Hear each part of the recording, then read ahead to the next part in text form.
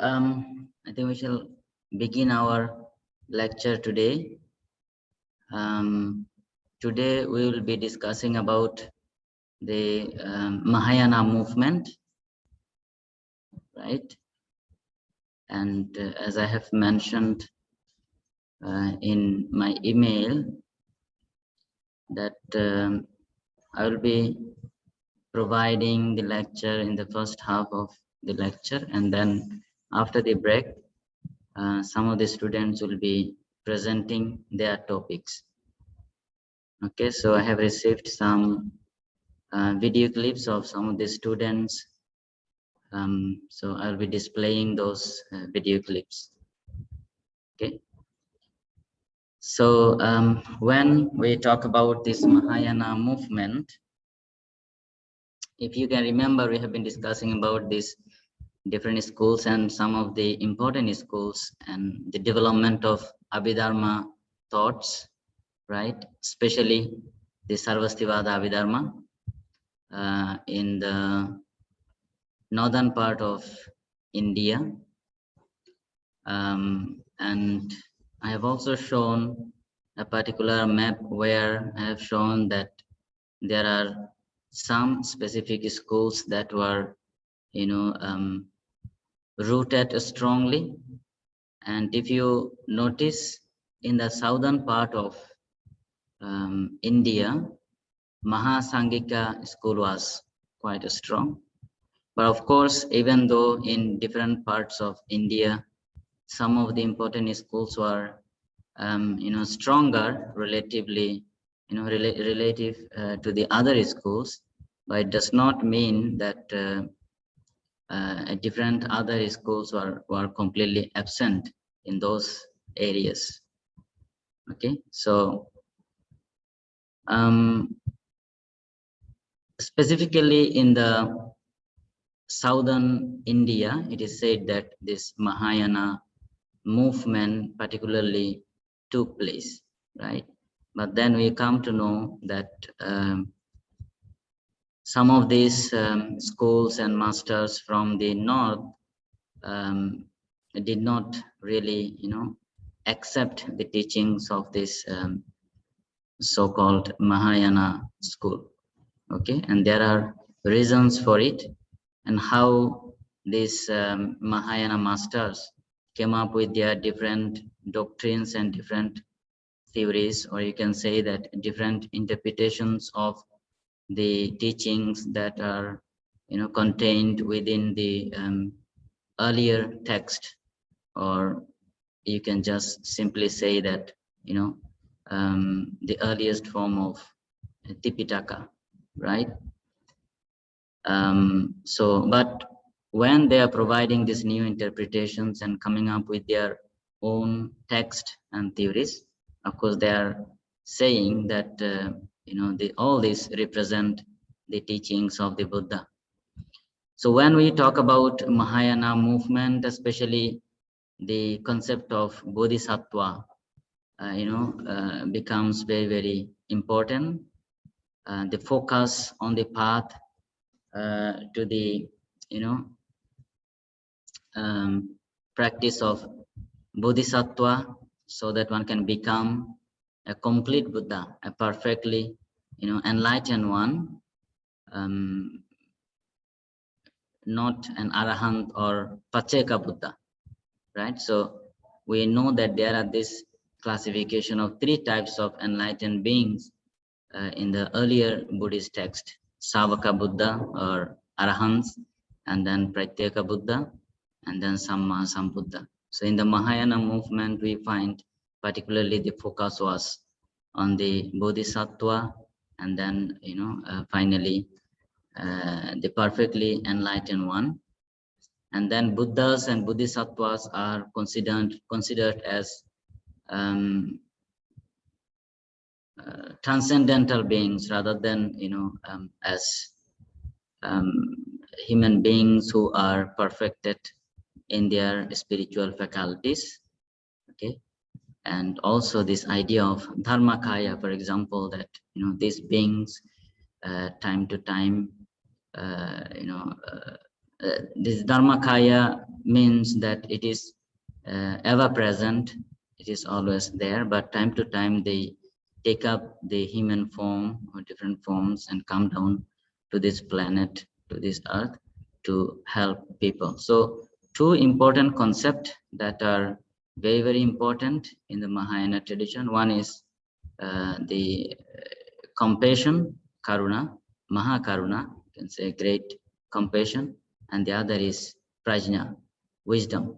Okay, so along with this idea of bodhisattva, um, or even to become a bodhisattva, you have to have this bodhicitta.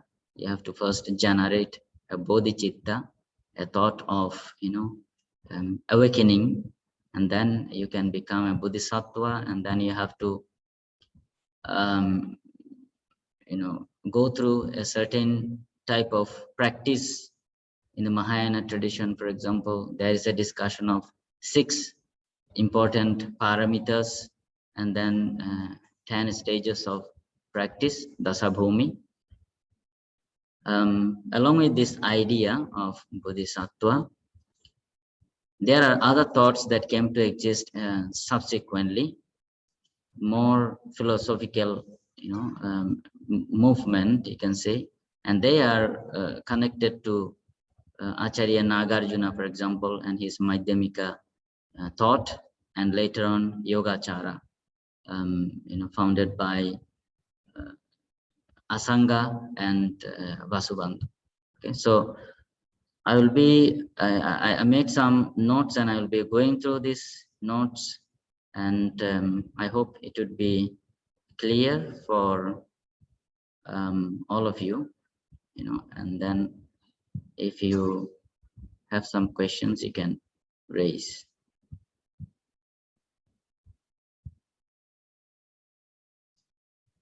Okay, so this is what we are going to discuss particularly.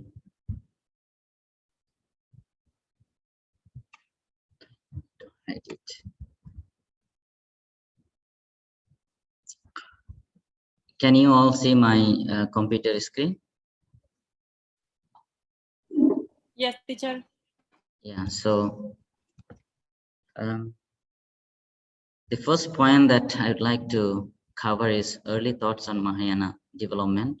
So when we talk about this Mahayana movement, and normally there is this understanding that it actually began in the 1st or 2nd century AD, in that period, particularly in the southern part of India. Okay, so as I have been saying, Mahayanists claim that their teachings came directly from the Buddha, but evidences show that the Mahayana thoughts originated in the southern India in the 1st to 2nd century AD, because those texts that this Mahayanist considered to be the authentic text are not found elsewhere, but the teachings contained within this text can be traced back to other sutras or text belonging to the Tripitaka that we have been talking about. Many new teachings originated in the south and later spread to the east and north. Several important teachers who are born in the south studied and later moved to the north. Acharya Nagarjuna, for example, is the most well-known among these teachers. Among other teachers that are born in the south are Buddhadatta in the 5th century. Buddhadatta is particularly connected to Pali tradition, even though he was from the south. He is one of the important figures in the Pali commentarial tradition. Especially, he composed several commentaries. Other important figures are, for example, Buddhaghosa and Dharmapala.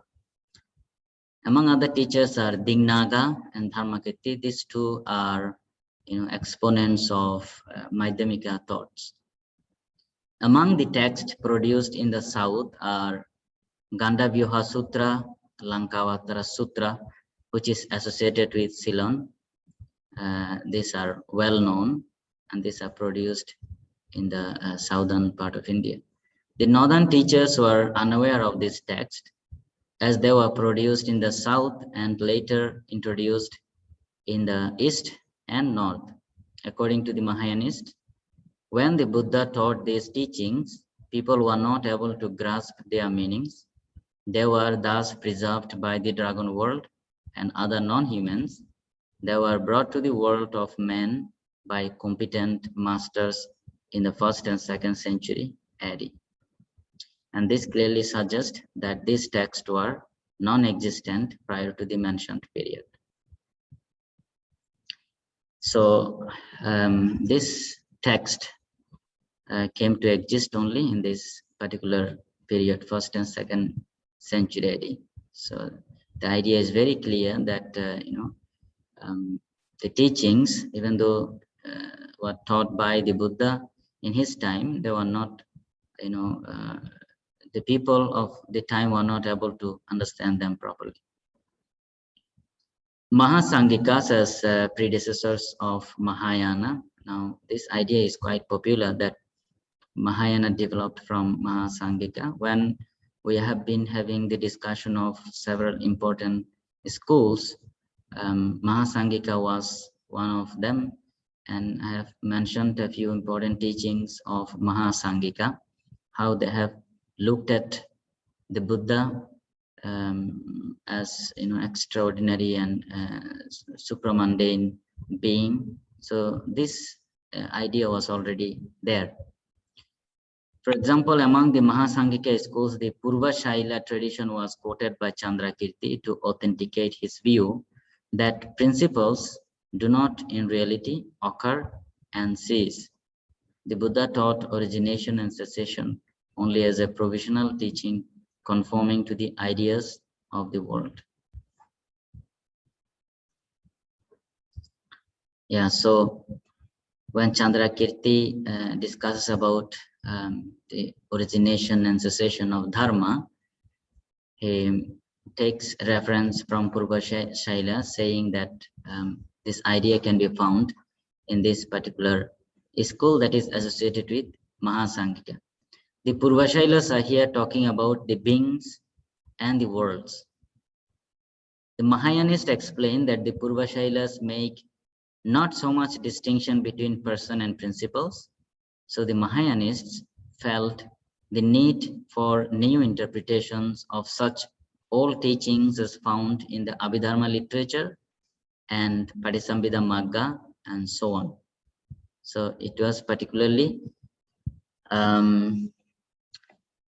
the need that they felt for the interpretations of the existing teachings, particularly the teachings connected to Abhidharma literature.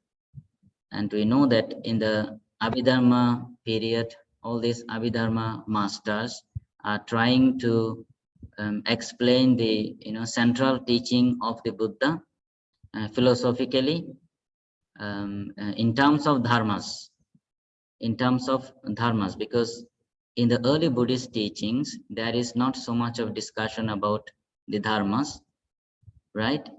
When you analyze a being in the early Buddhist text, you would find only a being is analyzed, first of all, as nama and rupa, and as 5 aggregates, right? Rupa, Vedana, Sanya, Sankara, Vijnana, and then as 12 ayatanas, 18 dhatus, right? So these are the classification that you can find, that when a human being is analyzed into different, parts.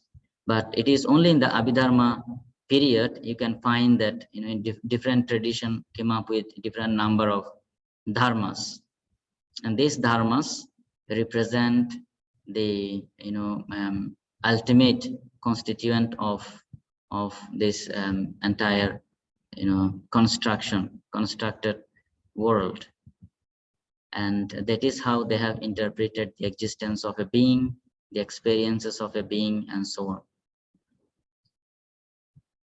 New sutras were composed sufficiently similar in contents and styles to appear as authentic, but differently arranged with different emphasis. The idea seems to be that, as Professor Warder points out, we can protect the good faith of the Mahayana monks only by supposing that they believed themselves to have intuitive or inspired knowledge of sutras not handed down in the Tripitaka known to men, those spoken by the Buddha to a human audience which failed to hand them on, or to a divine audience. In short, a monk might think himself enlightened in such a way as to have omniscient knowledge of past events, or he might imagine he was inspired in his meditations by a divine being revealing a sutra preserved by the gods or dragons. So this is the idea of Professor Warder. But I think even when you look at the commentarial tradition of all different schools, including the Pali tradition, you would have to, make the same remark, I guess, because all these commentators have been providing their understanding of the text. And these commentarial expositions contain new interpretations as well. In a similar line, I think when these Mahayana sutras, originated, they are regarded as, in some way, commentary to this teaching, some of these teachings. How the term Mahayana defined? Mahayana, as the term suggests, it means great vehicle. Maha means great. Yana refers to vehicle. Known for its emphasis on Bodhisattva path, hence Bodhisattva Yana. Sometimes even it is called Buddha Yana because this vehicle leads ones to the attainment of Buddhahood. However, the term Mahayana should be understood in relation to Hinayana or Shravakayana. According to Hirakawa Akira, the term Hinayana was surely used for the Sarvastivadins, if not for the whole of Nikaya Buddhism. So that is his opinion, and probably to some extent it is true, because it is the Sarvastivadins that are having this idea of dharmas in the northern part of India especially, and we find there are teachings in the Mahayana tradition that go against this idea of dharma theories. The idea of Bodhisattva, who is to fulfill perfections to become a fully awakened one and to show the path to deliverance to men and gods, was not entirely a new idea. It was present in the Sthaviravadin text as well. So, of course, we find, for example, in the Jataka literature that Buddha has been, going through different lifetimes, fulfilling perfections to become the Samma Sambuddha, right? So the idea was there. The only thing is that in the Mahayana tradition, it was very much emphasized. The basic difference by which the distinction between the two traditions is made is that the Mahayana strives for the attainment of supreme Buddhahood by practicing the 6 paramitas and the 10 bhumis, while the Shravakayana strives hard just to liberate themselves from the cycle of samsara. So this was one of the distinction, one of the difference that was made, that was identified, that when you talk about somebody taking the vow of becoming a Buddha, he has to go through countless lifetimes fulfilling the paramitas. On the contrary, when you follow the path of a Shravaka, within the single lifetime, you can be liberated as an arahant. But then it is said that this is in a way, just focusing on just one's own liberation, own life, as opposed to a Buddha, a Bodhisattva, who works for the liberation of so many others. The difference between the two vehicles had been pointed out in almost all the Mahayana literatures. The Bodhisattva Pitaka, a text of 2nd, 3rd century AD, presents the idea in the following manner. All Buddha Dharma is of one taste, the taste of liberation, resulting from the cessation of dukkha. This state of liberation is of two types, one exclusively for oneself, the other for the sake of all sentient beings as well. Although both seek the same gate of liberation, there is a difference between benefiting oneself and benefiting others. Hence the difference between the great vehicle and the small vehicle. So this is how the difference is made. The Proto-Mahayanic literature such as Ashtasahasrika Prajnaparamita and the Ugra Paripricha Sutra use the term Mahayana interchangeably with the Buddha or Bodhisattvayana. In this text, no mention of the term Hinayana is found. So this text, Ashtasahasrika Prajnaparamita and Ugra Paripricha Sutra, they are considered as Proto-Mahayanic text. So they are in a way earlier text where you have this discussion of Mahayana or Bodhisattvayana or Buddhayana, but these ideas are not discussed, in relation to the Hinayana. The term Hinayana was not found there. The idea of Bodhisattva is present in both Mahayana text and also in Sthaviravada text. However, one significant difference is that the idea of Bodhisattva in the Sthaviravadin text, such as Jataka stories, etc., are purely descriptive, intended simply to inspire confidence in the Buddha. But for the Mahayana, the training of Bodhisattvas is prescriptive. The way of Bodhisattva is substituted for, or at least superior to, the Shravaka ways of practice, for example, the Noble Eightfold Path and so on. So I think that this is very much true that in the Pali tradition, for example, or in the Sthaviravada or Theravada tradition, you would find, Buddha is of course highly glorified, but then when one is becoming a follower of the Buddha, the focus is, to be liberated probably within this lifetime, or if one does not really wish for liberation, one wishes a better, existence in the next life. So the qualities of the Buddhas and his struggle that are mentioned within the Jataka literature and so on, they are mainly for the purpose of inspiring confidence in the Buddha, how much struggle he has gone through, how he overcame all these difficulties to become a Buddha, to benefit sentient beings and so on. Whereas in the Mahayana tradition, you have a specific path of practice that one can really take up, to become a Bodhisattva and a Buddha later on. And this Bodhisattva path is substituted by these paths that are mentioned in the Sthaviravadin text, for example, Noble Eightfold Path, or even Fourfold Satipatthana and so on. Professor Wader points out, the monk should not aim at nirvana directly, but at first becoming a Buddha, the highest possible attainment and one for which there is the greatest need in the universe, for the worlds are innumerable and time is endless, so that the demand for Buddhas to start the doctrine in different worlds or restart it when it has been lost can never be fully satisfied. So that is the idea, that one should aim at becoming a Bodhisattva and Buddha, because there are innumerable, world systems, countless beings that require help and assistance. But if you are just focusing on your own liberation, you cannot do that.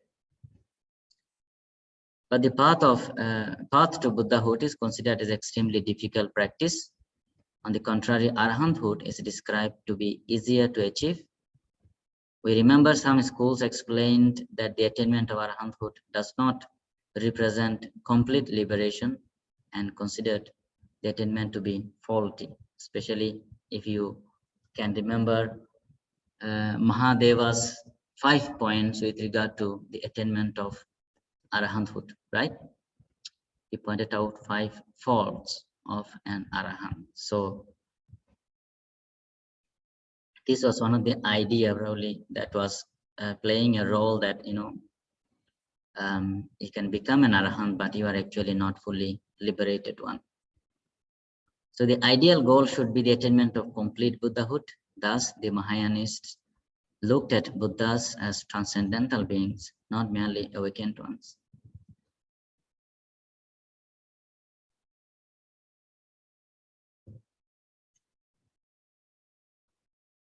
Tharanatha, a 16th century Tibetan historian, records that the followers of the early schools mostly rejected the Mahayana as not the words of the Buddha, that is not in the Tripitaka, and that this small minority of Mahayanists were spread thinly among the Buddhist communities. We may add here that the available evidence shows that the majority of Buddhists in India at all times have followed the early schools. The Mahayana there was always a minority movement. It is only in certain countries outside India, that is China and Tibet and the other countries which derived their Buddhism from them, that the Mahayana completely supplemented the earlier Buddhism. So Taranatha seems to say that within India, it was not very popular, or it was not very strong movement. What are the earliest texts that, you know, contributed to the origination and development of this Mahayana thoughts? One of the earliest texts is the Ratnakuta Sutra. So even though it is called Ratnakuta Sutra, it is not a single text. Okay, it says it contains a large collection of 49 texts. It discusses about Bodhisattva and its training.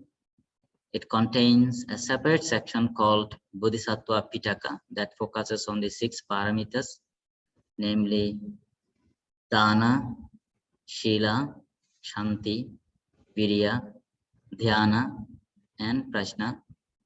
Some assume this text to belong to the Purvashaila school, but it also seems to be associated with Andaka school and Chaitika schools. So these are schools associated with Mahasangika school. The term Bodhicitta, thought of awakening, first appears in this text. Unlike the awakening described in the Staviravadin text, the thought of awakening, Bodhicitta, described here represents solely the thought of becoming a Buddha, and thus taking up the most difficult path of a Bodhisattva with the idea of benefiting countless sentient beings of all directions in the cosmos. In the Staviravadin tradition, the awakening is generally understood as having a thorough comprehension of the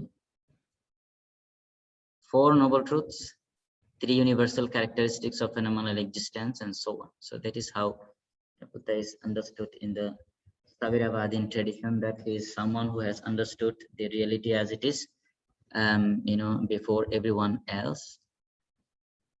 But in the Mahayana tradition, the idea is explained differently. When somebody becomes a Buddha, it is because of his bodhicitta, and that is associated with, you know, benefiting countless sentient beings. It is made clear in the Ratnakuta text that the Bodhisattva surpasses or conquer all the peoples, presumably the Arahants and the Pratyeka Buddhas. And of course, this is a common idea that is, you know, present even in this Staviravadin text. More on the Ratnakuta or Maharatnakuta collection. This Maharatnakuta Sutra contains 49 texts of varying length, which are termed assemblies by tradition. This collection includes the Srimala Devi Simhanada Sutra, the longer Sukhavati Vyuha Sutra, the Akshubhya Vyuha Sutra, a long text called the Bodhisattva Pitaka, and others. Part of this text were brought to China and translated by Bodhiruchi in the 8th century.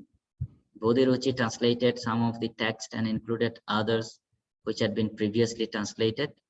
This Later, Bodhiruchi should not be confused with another Bodhiruchi who was the translator of the commentary on 10 stages sutra.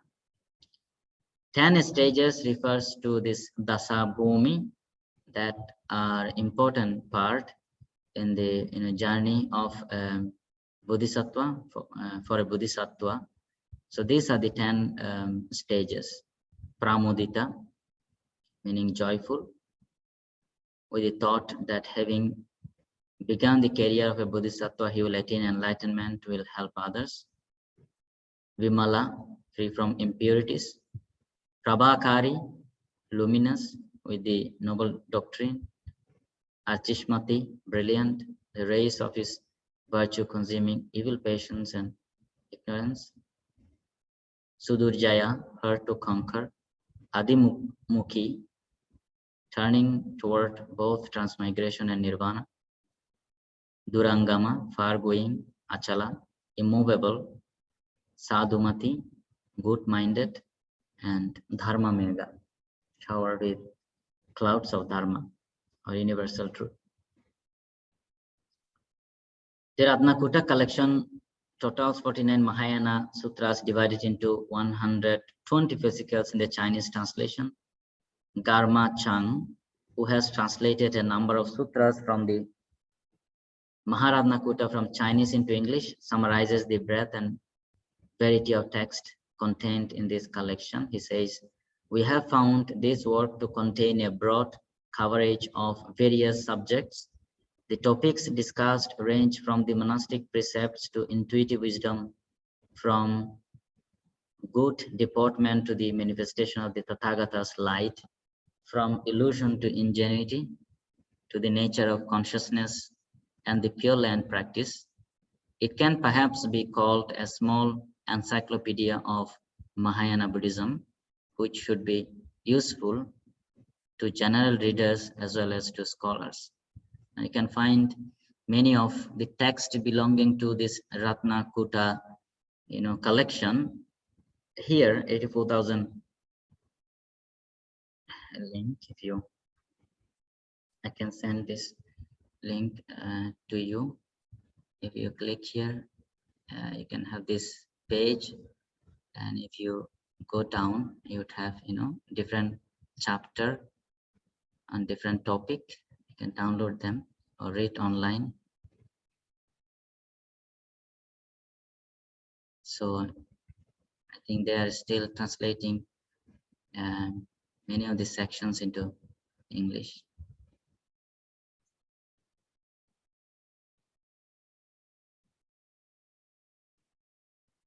I can probably share this with you now.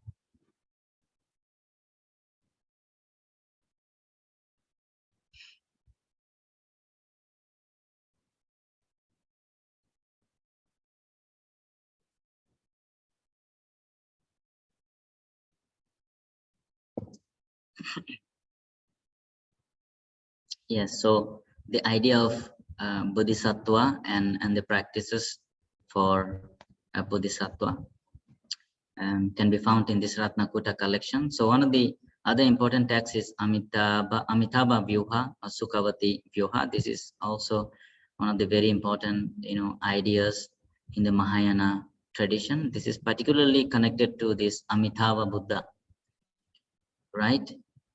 And some of the text can be found in this link again with regard to this Amitabha Vyuha. So it contains some sutras, I think 3 sutras. Again, I can send this link to you.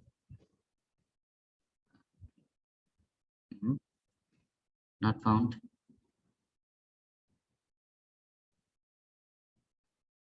I'm not sure. Okay, I will try to, maybe something is wrong with the link. I'll try to send to you later the link. Okay, seems when I was copying, probably is it working? Okay, that is good. Okay, then I can send this. You can try to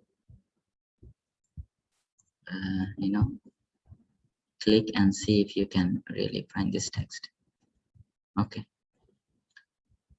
So this idea of Sukhavati, a particular place where just the enlightened beings, Buddhas and Bodhisattvas, and highly spiritually advanced beings dwell.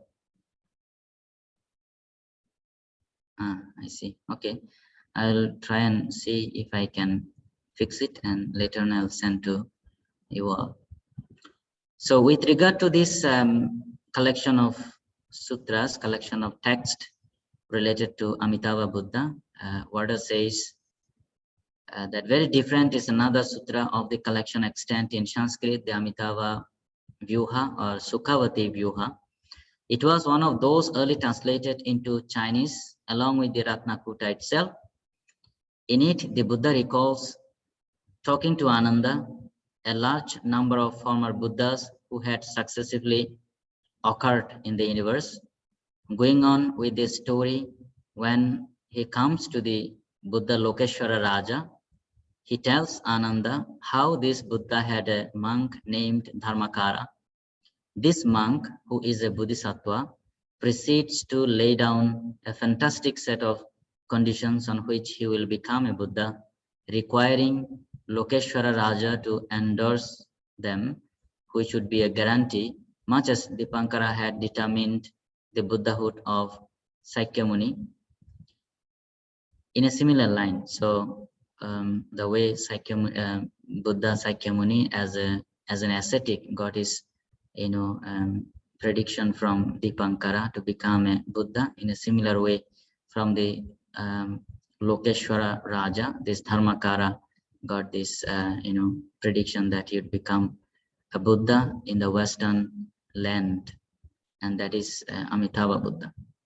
The basis of this is the idea of the Buddha field, meaning the particular world among the thousands or rather millions of worlds in the universe conceived by the Buddhist, in which a given Bodhisattva is going to become a Buddha. Dharmakara was obviously a hedonist, though an enlightened and compassionate one, and he was prepared to accept an appointment as Buddha only in the finest possible world. First, he asked Lokeshwara Raja to describe the qualities of the worlds of many other Buddhas. Then he selected the best qualities among all of them and laid down 46, in some Chinese versions 48 conditions, which would have to be satisfied in a world if he were to be its Buddha. When Lokeshwara Raja approved the conditions, Dharmakara formally made his commitment, pranidhana, to become a Buddha in a world satisfying them thousands of millions of years later. So this is the story related to Dharmakara becoming Amitabha Buddha. In general, this world was to be perfect in every conceivable way, and all the beings in it were to be perfectly happy and gifted with insight and understanding. There would be no purgatory in it, nor would anyone be born as an animal or demon there. All the beings there would have comprehension, pratisambit, when studying. The world would be full of radiance, jewels, incense, fragrant jewel flowers, musical clouds, etc. Apart from the general requirement that the beings there, and especially Bodhisattvas born there, would enjoy happiness and get whatever they wanted, there are some particular stipulations, as that no one should ever have to wash any clothes, all garments becoming clean automatically. Anyone who wished to hear the Buddhist doctrine could do so immediately. No one would have any sense of possessing anything, even his own body. So this is very briefly with regard to the Sukhavati, Pure Land, popularly known as Pure Land. So in the Chinese Mahayana tradition, I think this is a school. This is one of the school of Mahayana tradition, right? Specific school, Pure Land Buddhism, based on the literature connected to Sukhavati and Amitabha Buddha. And as we can see, this Sukhavati Vyuha or Amitabha Vyuha Sutra were some of the earlier texts, that were connected to this Mahayana thoughts. And then there is this, emphasis on prajna. So in a way, when you discuss about prajna, this is connected to the understanding of emptiness of Acharya Nagarjuna. So this is one aspect of it, whereas the idea of bodhisattva and coming to this planet, saving countless sentient beings is another idea that represent the side of compassion.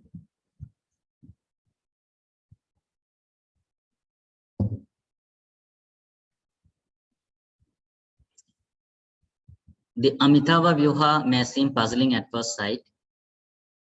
When we come to it after the study of earlier Buddhist sutras, what are all these beings going to a heaven world full of the pleasures of the senses, even if tempered with the spice of impermanence, non-soul, emptiness, uncommittedness, non-being, etc.? The details are insisted upon and apparently made as vivid as possible. Is this a Buddhist text, or have we arrived at the Brahminical conception of eternal souls going to heaven? So there may be some questions when we talk about this Western Pure Land in all these descriptions. The answer does not clearly appear in this sutra, though the reader who has studied Buddhism is likely to recall many repudiations of the idea that any soul or being or person exists. He is likely also to have heard that though the Buddha sometimes spoke of beings and of their being reborn, life was adopting the popular point of view and conventional language. What is this word? I don't understand. I think it should be he was adopting the popular point of view and conventional language. His real philosophical doctrine was that of the sequence of conditions with no permanent entity among them.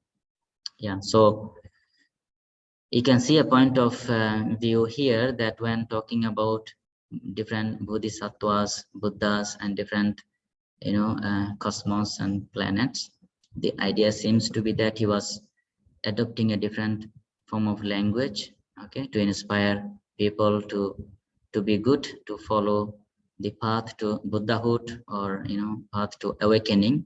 But actually, ultimately, the teaching that the Buddha intends to share is the sequence of conditions with no permanent entity among them.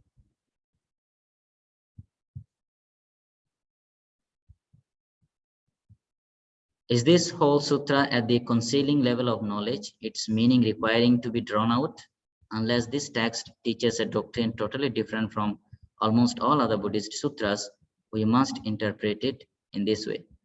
The description of Sukhavati must be a kind of meditation at the concealing level, contrasting with the sordid experience of human society, and in a way encouraging the cultivation of the roots of good and confidence in the doctrine, though empty. So this is the conclusion that is made by Werder with regard to the idea of Sukhavati. And if you have some familiarity with this Pure Land school and the Pure Land practice, you would find that there are explanations and descriptions of this practice that says that if you recite the name of Amitabha Buddha, you would be reborn in this Pure Land. This is a form of meditation practice, recalling the name, reciting the name of the Buddha. So I think it is not just reciting the name. Of course, you have to go through a certain process, right? So you have to follow a certain procedure. And also sometimes it is said that even for one time, if you utter the name of Amitabha Buddha, you would be, you would have that sufficient merits to be born in the Pure Land. But then you have to recite the name with full confidence, sincerity of heart, and so on. So that means a certain level of spiritual advancement or commitment, or as it is said earlier, pranidhana and devotion, all these things are needed. In the Staviravadin tradition also, in the Pali tradition, you have this anusati, right? Buddha anusati, for example, reciting the qualities of the Buddha, Dhammanusati and Sanghanusati, right? The Ratnakuta Sutra is quite unambiguous about emptiness. All principles, it says, are empty. They are not permanent, nor are they impermanent. That they are not impermanent may be an innovation, but it is probably to be interpreted as meaning that they are not non-existent, just as permanent may mean really existent. Such was the trend of Mahayana ideas.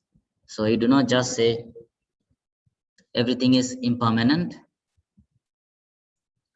Along with that, you have to understand that they are even not impermanent.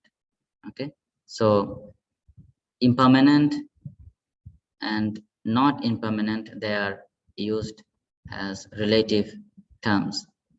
Okay, in the further explanation, you find here the intermediate way of practice is being aware of this nature of principles. Permanent is one extreme, impermanent is other extreme. The intermediate way lies between them. Here is a reference to Katyayanavada Sutra.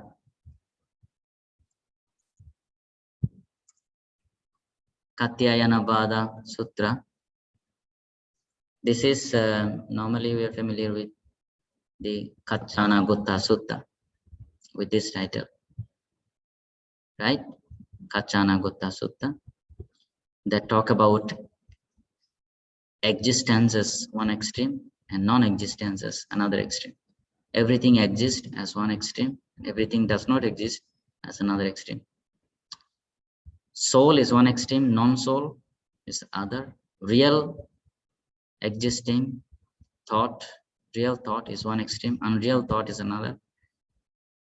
In short, all such diets as good and bad, worldly and transcendent, synthesized and unsynthesized, sankata and asankata, and so on, are pairs or extremes of the same type.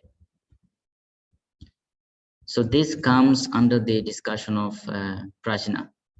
There is one other Mahayana Sutra which was translated into Chinese as early as Ratnakuta Sutra, the Ashtashahasrika Prajna Paramita, 8,000 perfection of understanding.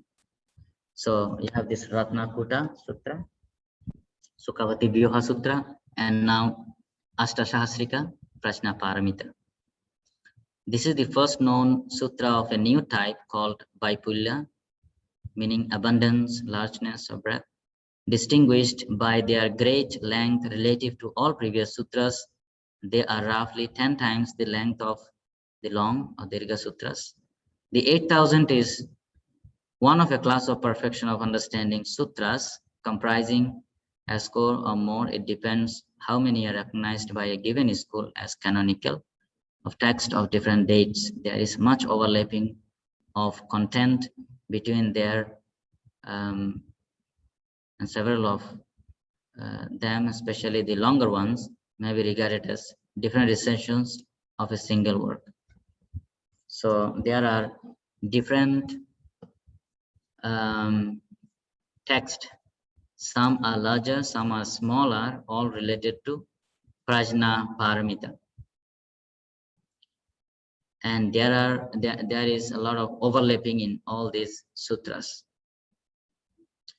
The shortest one is, I think, Heart Sutra. The 8000 begins in a similar way to the old sutras. The Buddha in this case being on Mount Gridhakuta near Rajagriha with a community of monks. The Buddha speaks to the elder Subhuti and asks him to improvise something on how bodhisattvas should go out to the perfection of understanding. Now here is a discussion of bodhisattvas, and this bodhisattva has to be, perfect in prajna. So this is particularly talking about his fulfilling of this perfection of prajna paramita. Subhuti says, as to this bodhisattva spoken of by the master, of which principle is it a designation?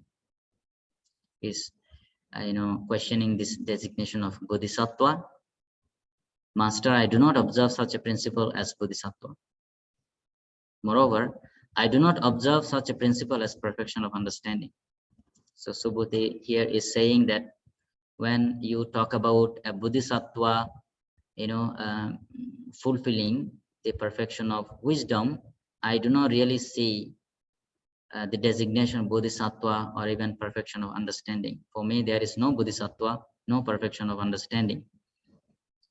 Not finding, not perceiving, and not observing either bodhisattva or the principle bodhisattva or the perfection of understanding, on which bodhisattva, in which perfection of understanding shall I give admonitions and instructions?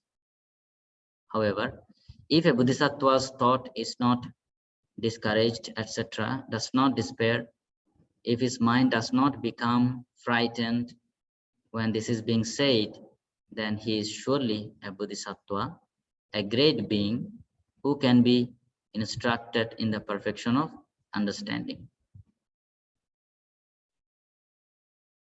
So firstly, there is this idea of a bodhisattva trying to fulfill the perfection of wisdom. But then these ideas were challenged by Subhuti, saying that there is actually no bodhisattva and there is no perfection of prajna. But then again, he says that if somebody really understand this, coming to know about it, if somebody is not frightened, he is truly a bodhisattva and he can go about fulfilling this perfection of wisdom. Moreover, living in the perfection of understanding, developing the perfection of understanding, a bodhisattva should train thus that he should not flatter himself with the thought of enlightenment. Why? Because that thought is non-thought. The nature of thought is translucent, clear, pravasara.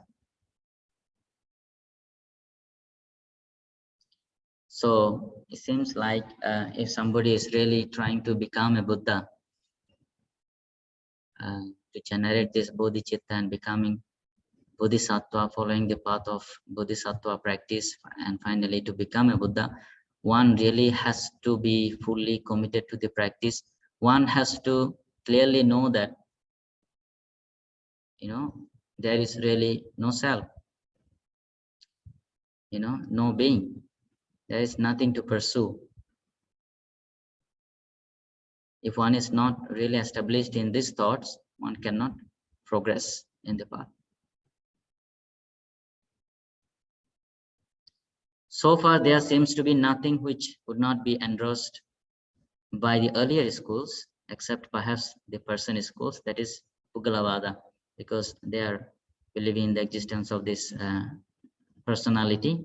Therefore, they are,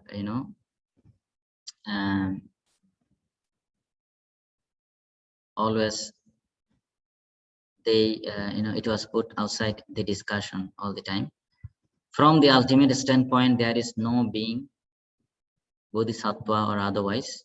Hence, strictly speaking, one cannot lecture on the bodhisattva. Teacher, can I ask something? Yes. Teacher, about those followers of the belief in Pudgala, what were based on this theory? I think among the Buddhist schools, these Puggalavadins were, mostly rejected by all other Buddhist schools because they were having this idea, and probably, I'm not sure, I do not have much knowledge on this Pugalavada school and their literature. Probably they were influenced by some, other existing non-Buddhist schools. And they have been explaining, therefore, this, idea of personality.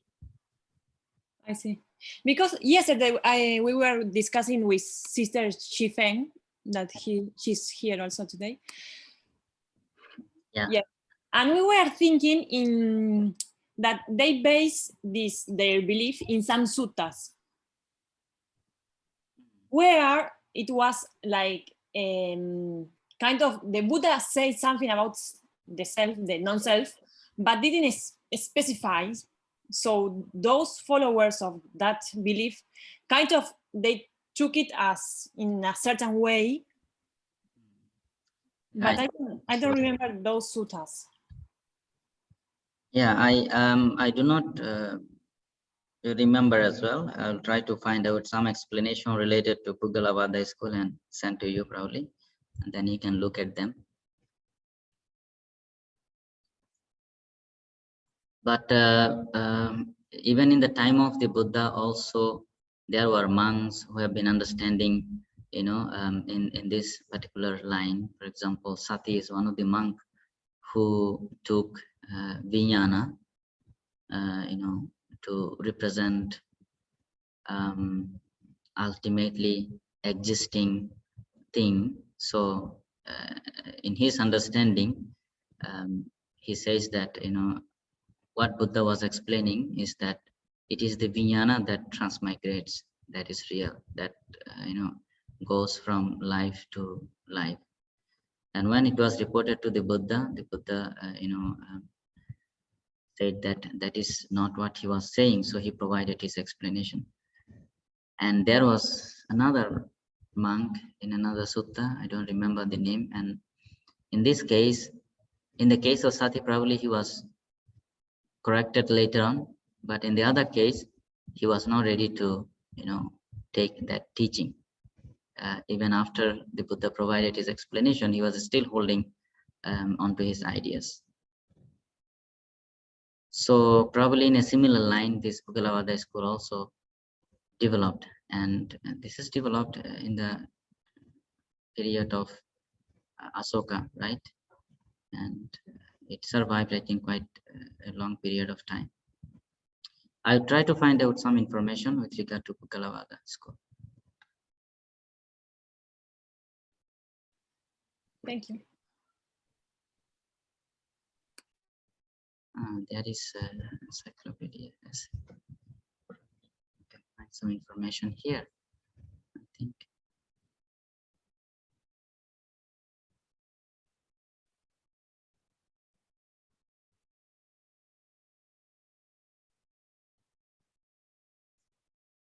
It is a good essay. I think it covers their philosophy and ideas. You can look at this essay for the time being. Pugalavada Buddhist philosophy. This is from an Internet Encyclopedia of Philosophy.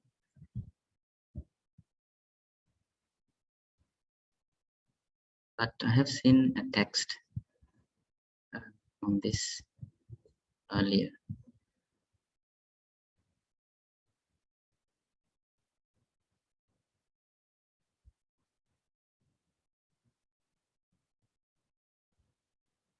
Yeah, so for the time being, I think you can look at this article, and especially you can look at the reference list. In the reference list, provide some, I think, good references. For example, there is one that says,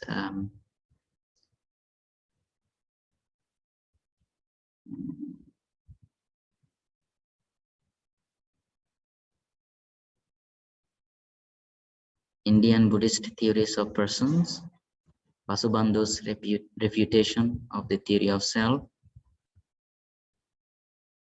then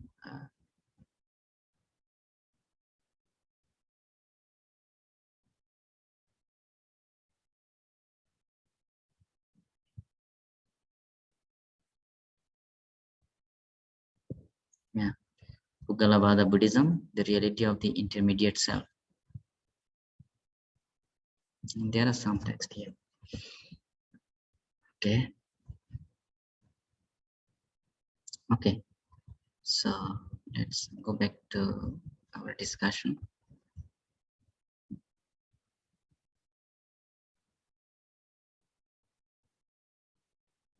Okay, so we have been talking about this Prajnaparamita literature, where Subhuti is providing his understanding of this concept of bodhisattva and even the perfection of wisdom from the point of prajna. Understanding is a principle recognized by most of the schools in their abhidharmas. This is, I think we are familiar with this already, that in the abhidharma period, in the abhidharma literature, the wisdom or comprehensive understanding is defined as having an understanding of all these dharmas. So that is, in a way, how do you say, dharma pravichaya, investigative knowledge, dharma pravichaya. But perfection of understanding was probably not found there. We shall see, however, that from this point the 8000 begins to go beyond the system of the abhidharma.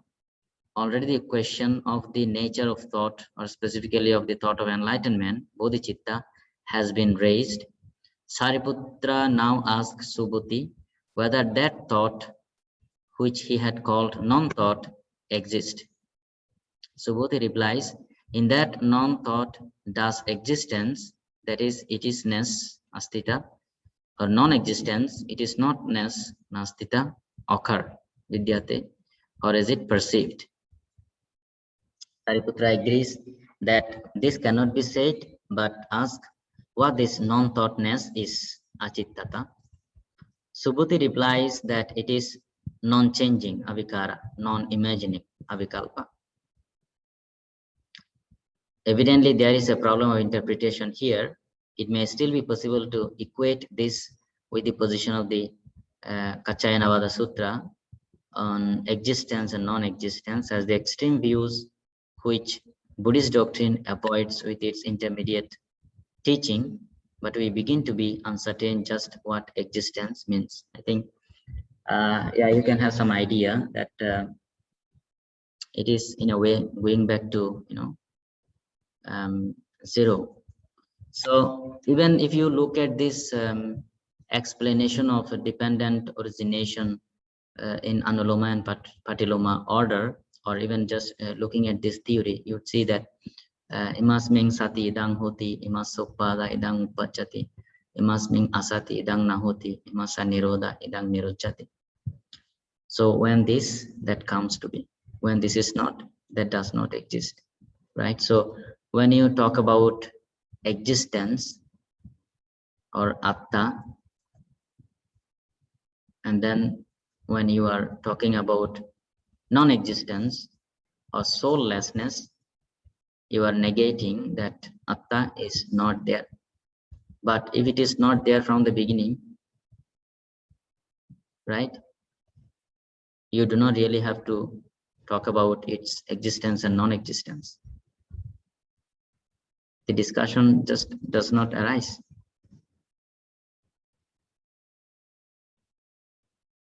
So that is why I think this expression is very, very clear here. Subhuti replies that it is non-changing, avikara, non-imagining, avikalpa. So that is the original nature, because everything else is constructed, is made up, imaginary, illusory. A little later, Subhuti takes a more definite stand with reference to the teachings of the schools. He says that matter, etc., is without the own being of matter. So are the other groups without their own being. Likewise, the perfection of understanding and omniscience are without their own beings. Yeah. So here he provides further explanation. When you talk about these 5 aggregates, he says that all these aggregates, Rupa, Vedana, Sanya, Sankara, Vijnana, they are without their own being. They do not have swabhava. In a similar line, when you talk about perfection of wisdom, perfection of understanding or omniscience, they are also without their own beings. It is like when you say, in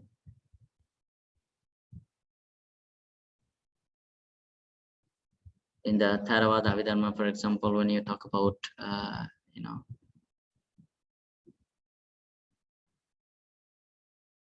Sabbe Dhamma Anatta, it includes Sankata and Asankata Dhamma as well. And when Acharya Nagarjuna says there is no distinction between samsara and nirvana, it is also on the same ground that both are without self. Without self, no self, anatta, right? Sabbe Dhamma Anatta. So Sankata and Asankata Dhamma. Asankata Dhamma in the Theravada tradition refers to nirvana only. And how Nibbana is defined? Ajatang, Akatang, Abhutang, Asankatang. Right? Not born, not made, not constructed, and not produced.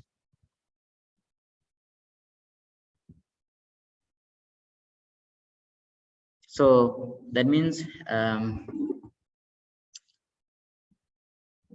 when there is a discussion about these 5 aggregates having no self-nature, in a similar line, when you talk about perfection of wisdom, omniscience, and so on, bodhisattva, walking on the path, and everything else is also without the self-nature. So on that ground, all are equal, same. So that is the correct understanding. That is referred to as prajna. This does not necessarily contradict anything in the Tripitaka, but it certainly contradicts the commentaries of the Sthaviravada school, which define the ultimate principles as those which have own being. Now here is, particularly the discussion about the theory of dharma in the Abhidharma, right? Here specifically related to the Sarvastivada school, because it is in the Sarvastivada school we find this idea of swabhava, of each different dharma. Every dharma has its own nature. That is why each dharma is separate from another dharma, right? But here we find the discussion that this idea of dharmas having their own nature is not really appreciated or accepted by this Mahayana movement, Mahayana thinkers. The commentaries and the 8,000 seem to be contemporary in origin and probably developed in deliberate opposition to one another, or at least the writer of the 8,000 wished to attack the conceptions of the Abhidharma commentators. Other schools besides the Sthaviravada held the own being theory. On the next page, Subhuti goes much further and says that all principles are not produced, ajata. You see, the exact term is used here, ajata. This sounds as if it contradicts the ancient second truth and conditioned origination. But again, it is a question of interpretation.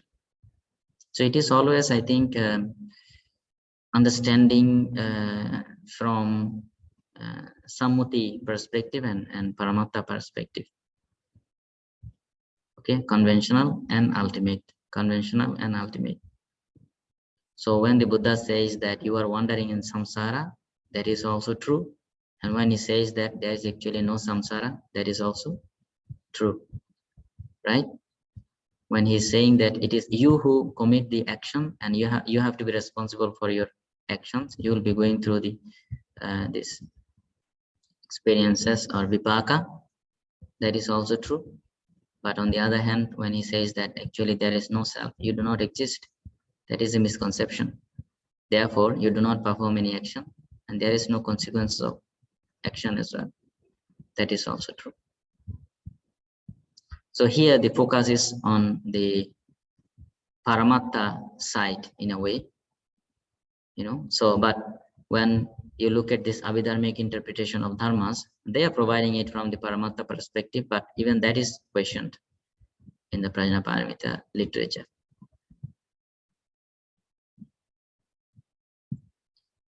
Any questions so far?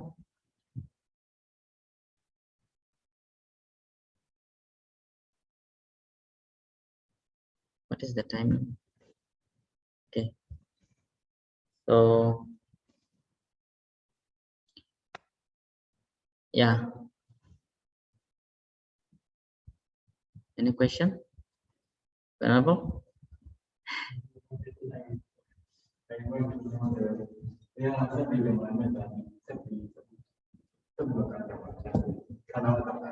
Hmm. I see. Okay.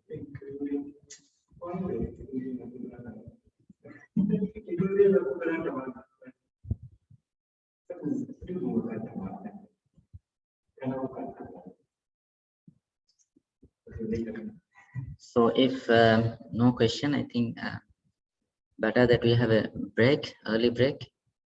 We come back at 3:35 or 3:40, and then we continue again. Right? We have few people's presentation as well. So I try to finish my discussion, and then after that the display the presentation videos. Okay, let's have a break for some times.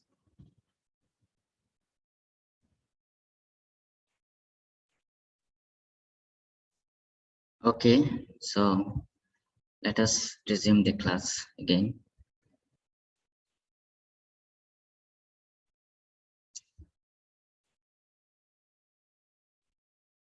Yes, so we have been talking about the Prajnaparamita literature and how the idea of even, Bodhisattva, perfection of wisdom, omniscience, even all these ideas have been, explained from the perspective of Prajna as, lack of self nature, having no self nature. The point first made about living beings, including bodhisattvas, not being observed ultimately is repeated a number of times in this and other perfection of understanding sutras. The writers seem to have enjoyed the apparent paradox. The Buddha says to Subhuti a little further on in the discussion, a bodhisattva, a great being, thinks countless aprameya, immeasurable beings, should be made extinct, freed in nirvana by me. Innumerable beings should be made extinct by me, and they do not exist. Nasanti, those bodhisattvas by whom these beings should be made extinct. He makes so many beings extinct, yet there is no being who has become extinct or by whom a being has been made extinct. Why? This is the principalness, dharmata, or true nature of principles, that they are based on padaya, the principalness, dharmata of illusion. As a showman, Mayakara, or his apprentice may produce a large crowd of people in the square and then make them disappear. Is anyone by anyone killed, dead, destroyed, or made to disappear? So no being makes extinct or becomes extinct, because omniscience, sarvajata, is not made, not changed, not synthesized, meaning the omniscience of the bodhisattva when he becomes a Buddha. So this is how the explanation is, given from the Prajnaparamita point of view in this Astasahasrika Prajnaparamita literature, I would suggest you to read at least this Heart Sutra and the explanatory note attached to the Heart Sutra. Then you would have some understanding of this Prajna Paramita. In fact, when you talk about Bodhisattva fulfilling paramitas, 6 paramitas, the first is, for example, Shila, Dana, and then the other paramitas. So with regard to the Dana also, when there is a discussion of the perfection of Dana paramita from the perspective of Prajna, it is said that when a Bodhisattva is making offering, is offering something to some other beings, he should have this understanding of emptiness in 3 things: emptiness of the donor, that is of himself, that a Bodhisattva really does not exist, and the emptiness of things that are offered, and also the emptiness of receiver. So there is no one actually offering anything to anyone. So if one has this complete understanding, and with this understanding, when one carries out his fulfilling of paramitas that are considered to be the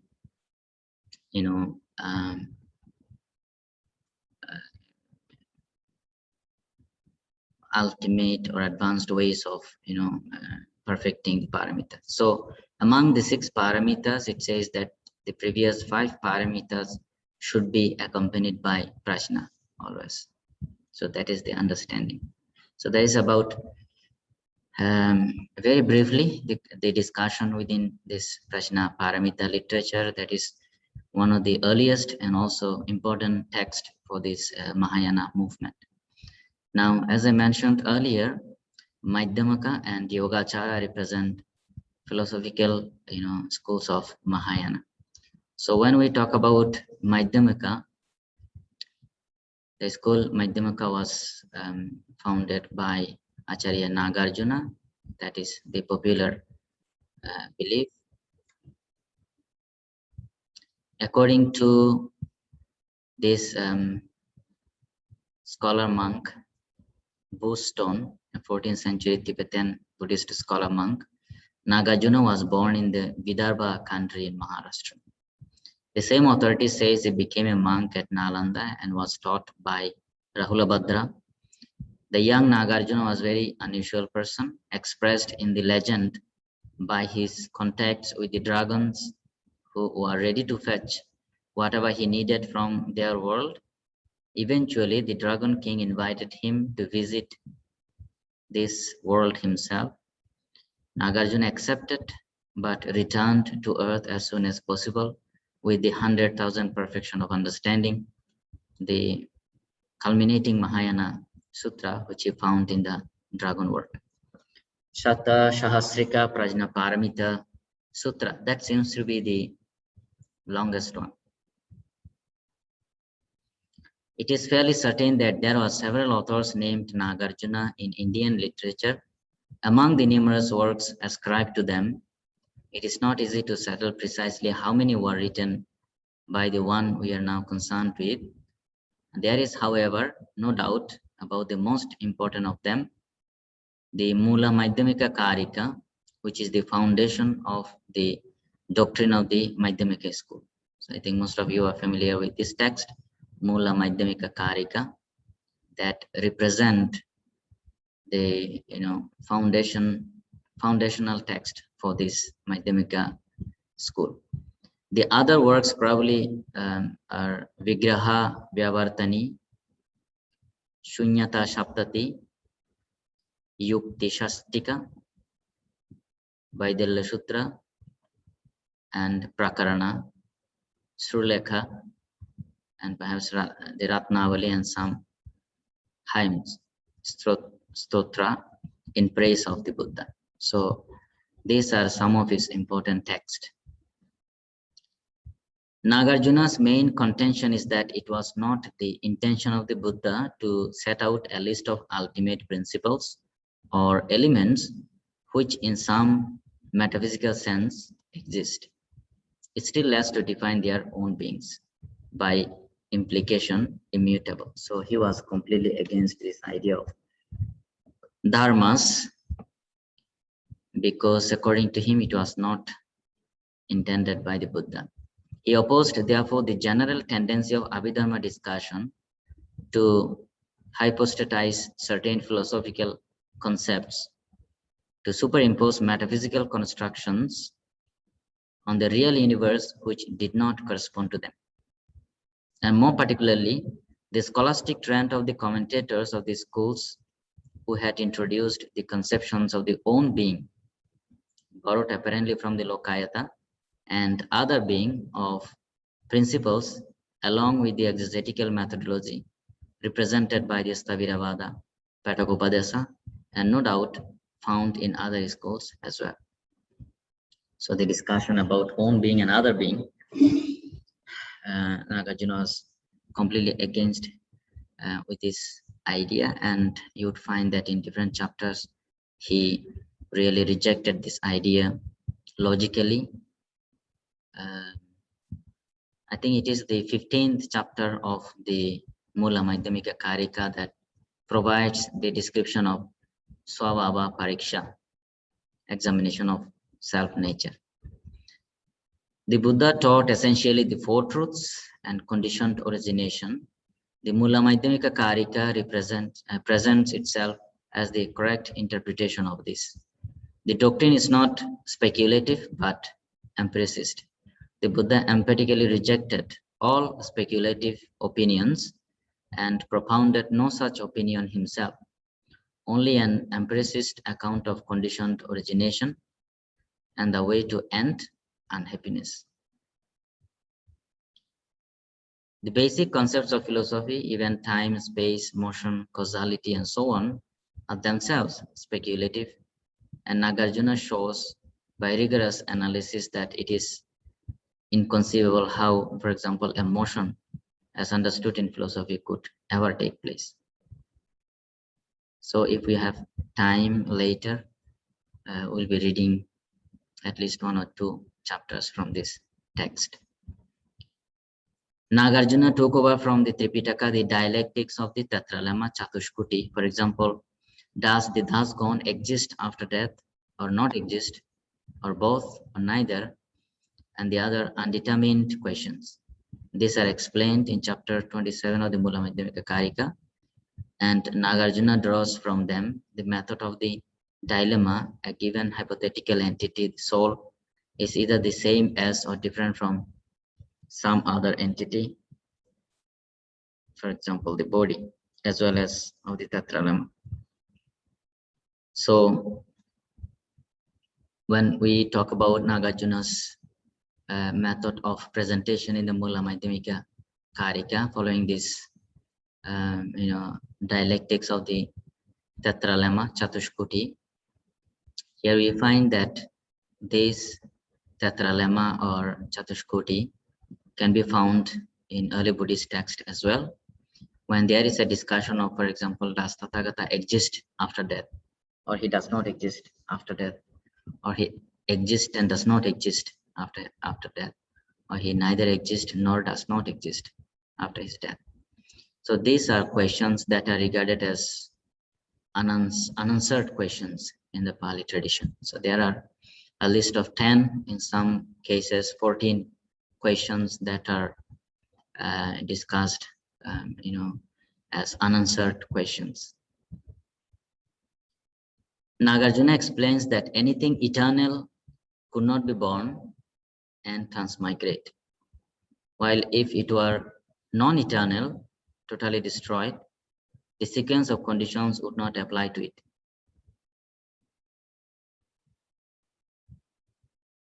The theory of both at once does not escape the difficulty. The entity would be partly eternal and partly non-eternal, which does not help us. That of neither would make sense only if the term denied eternal and non-eternal did. He concludes that there is no basis for any of the speculative opinions because all the existence of beings, bhavas, are empty. The term beings, bhavas, is not synonymous with principles, dharmas, but represents the misconception of them as independent own being, swabhavas, stressing the idea that they are supposed to exist rather than that they have a specific character. They are empty in the sense that there is nothing permanent in them, such as a soul, about which it could be argued whether it was eternal or not, infinite or not, and so on. So we find that Nagarjuna was addressing to this dharma theories rather than the concept of being and analysis of being that is present in the early Buddhist text. So his understanding is that when you talk about a being consists of 5 aggregates and so on, when it is rejected that all neither of these 5 aggregates represent I, me, mine, they just function in the process of arising and ceasing. And when you further analyze them in the Abhidharma period in terms of dharmas, and when you say that each dharma having separate independent self, nature, and so on, according to Nagarjuna, there is a mistake there because in different way these dharma theories represent the existence of something within these dharmas. So that was really rejected by Acharya Nagarjuna. There is perhaps a subtle difference here between the doctrine of the Tripitaka and that of Nagarjuna. In the sutras, it is the supposed life principle or living being or soul or thus gone, as well as the universe about which the speculative opinions are formed. Here, the beings are brought into relation with them in that they contain no such entity. Now, for the Tripitaka, there are no souls or beings, but there are principles. For Nagarjuna, there are no beings, and so the principles seem to be in question too. So principles here means dharma. We see from this that Nagarjuna takes the words exist or are and being, the verb as, and the noun bhava as meaning existing eternally and implying the eternalist opinion. Momentary existence will have to be described in other words.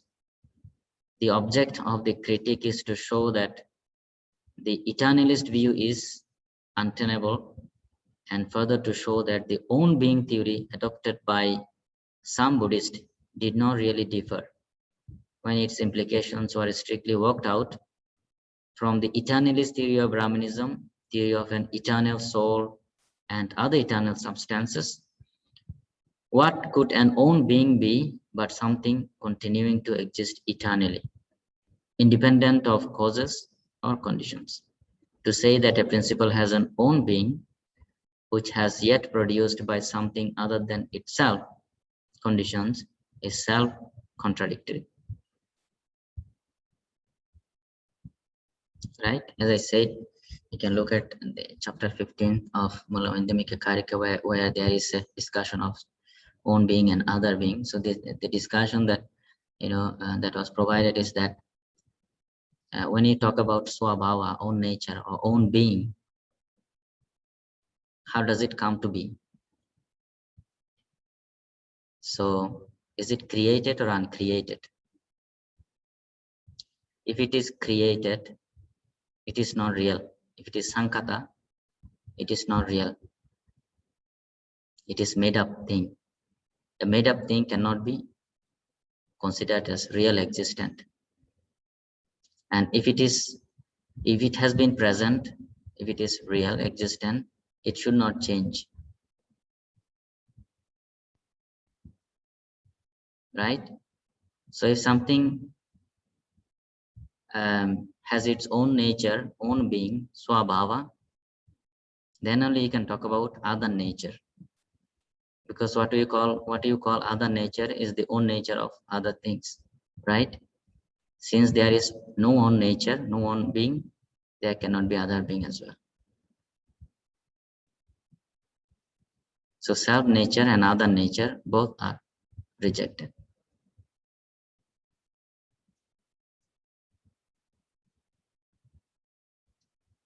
Then suppose we call it an other being. This also will not do, because we have to explain other than what this would be, and could do so only by saying other than itself or other than its own, so that we are back where we started. It is an important methodological principle with Nagarjuna that such pairs of contradictory statements as beings exist and beings do not exist, or beings have own beings and beings have other being, are interdependent. Though they contradict one another, they cannot be understood separately. If we could give an intelligible and rational account applicable to the real world of one of them, for example, of being, then we might be able to do the same for the other, example, non-being. It certainly does not follow that because we reject the idea that beings exist, we should accept the contradictory idea that they do not exist. And this has important practical implications for Nagarjuna.